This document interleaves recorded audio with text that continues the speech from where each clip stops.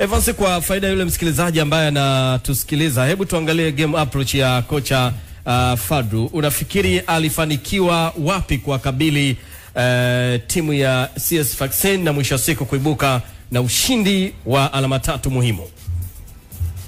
Kikubwa ni kutengeneza plan nzuri ya kuzuia. Tunajua games nyingi ukienda kucheza away inabidi uwe na plan nzuri ya kuzuia kwanza, na plan ya pili ni kwenda kuhakikisha unapata matokeo ambayo yanakuwa yana faida na wewe. Kwa hiyo jana hicho kitu nimekiona. Namna ambavyo walikuwa wana defend ilikuwa inakupa picha kwamba kuna kitu wanakihitaji, na ukiangalia hata aina yao ya kushambulia ilikuwa ni tunatengeneza mashambulizi ambayo ni ya kushtukiza na yamewalipa.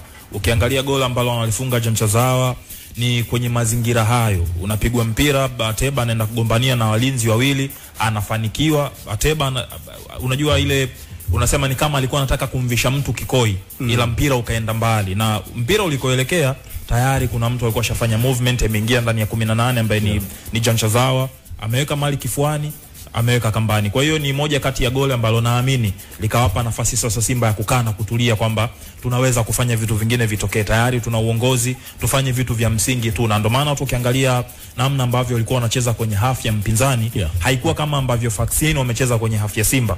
Na Simba ilikuwa wana faida kubwa ni kwa sababu wana idadi kubwa ya watu ambao wanaweza kufanya hiyo kazi ya kuzuia. Unamzungumza mtu kama Yusuf Kagoma, moja ya wachezaji ambao kila mechi ya Simba ambao mimi nikiitazama natamani niendelee kumwangalia tu Yusuf Kagoma, kwa sababu energy alionayo, namna ambavyo anaweza kufanya kazi yake ya kiulinzi, namna ambavyo anazuia na akiwa na mpira mguuni, utulivu wa kutosha, passing ambayo yuko nayo ni ya kiwango cha juu sana. Naamini, na niliwahi kuzungumza hapa, ndo mtu pekee ambaye kwenye eneo la Shingsita tayari ameshajihakikishia nafasi ya kucheza, kwa sababu akiumia akipona akirudi anacheza.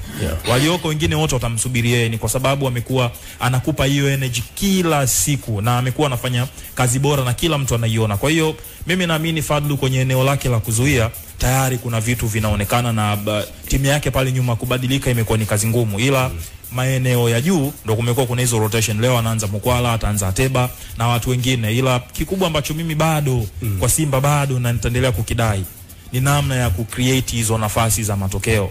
Tunazungumza zinatengenezwa nafasi, yes, ila bado sio nafasi rahisi. Yani mimi natamani kuona nafasi rahisi zaidi za magoli zikitengenezwa. Ndio maana nasema Lionel Ateba kufikisha goli 15 NBC kuna namna naona inamuia vigumu. Mkwala kufikisha hizo goli kuna namna namuona itamuia vigumu, na ukiangalia anayefunga sasa sio mshambuliaji wa mwisho. Hapa tunamzungumza Jamchazawa, ndo mtu ambaye ana kamba nyingi kwenye kikosi cha Simba.